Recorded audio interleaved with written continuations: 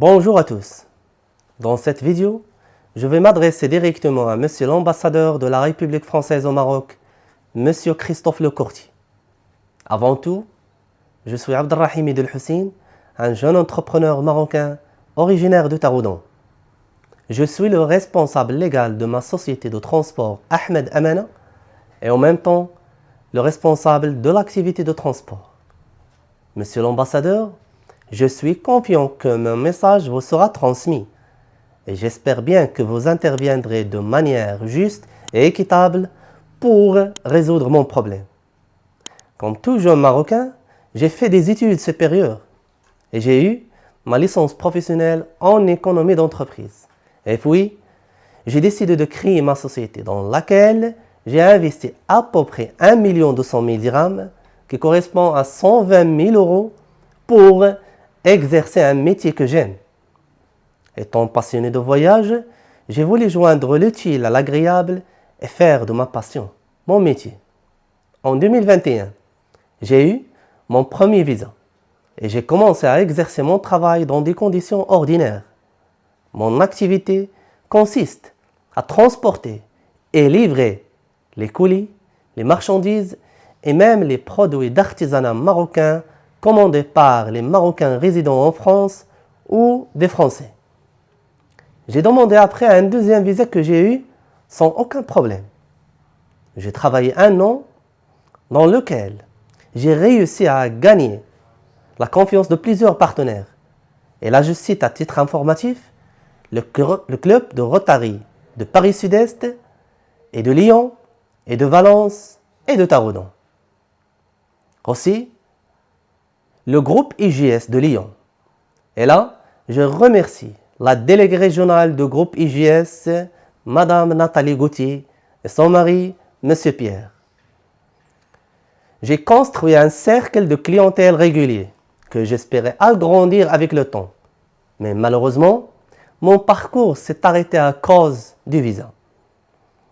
Depuis janvier 2022 jusqu'à aujourd'hui, on refusait mes demandes de visa sans aucune raison valable, tout en sachant que c'est toujours le même dossier avec lequel j'ai obtenu mes premiers visas. Monsieur l'ambassadeur, vous avez annoncé dans une sortie médiatique que la crise des visas est terminée et que toutes les restrictions ont été levées. Et donc maintenant, il faut quand même être très clair.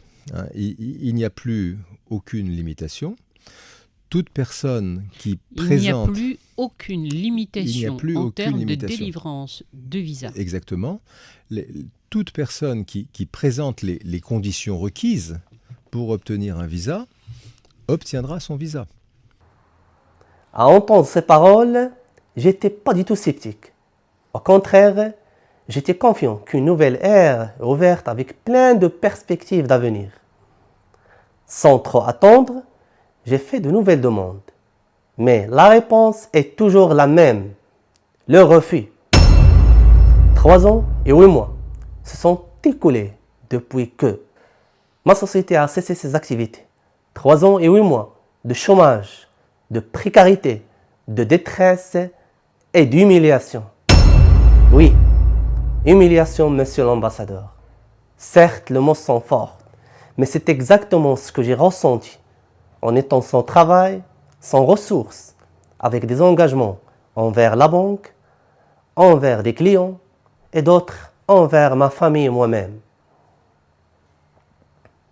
Monsieur l'ambassadeur, vous avez déclaré que... Et je suis absolument convaincu qu'il faudra du temps pour effacer ce gâchis, pour effacer ces humiliations. Monsieur l'ambassadeur, si vous pensez que le temps est fini toujours par tout arranger, eh bien, permettez-moi de vous dire, monsieur l'ambassadeur, que ce n'est pas aussi simple que ça. Le temps n'efface pas tout. Et tant que le mal n'est pas encore réparé, le temps ne peut que compliquer davantage la situation. Je me trouve dans une situation critique sur tous les niveaux. En tant qu'entrepreneur qui investit tout son argent pour mener à bien son projet, qu'il voit maintenant s'écrouler devant ses yeux. en tant qu'un responsable de famille qui a des obligations à assumer.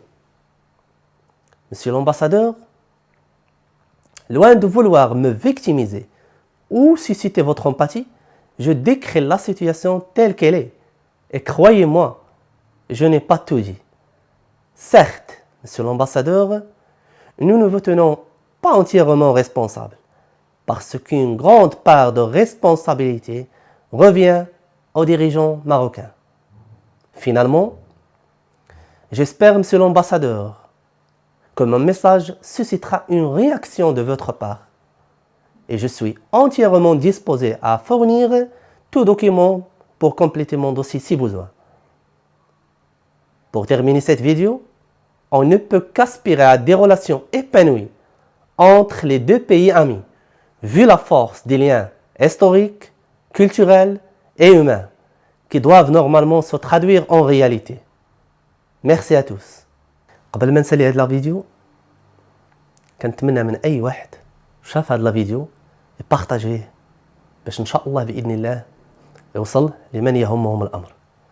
وشكرا لكم.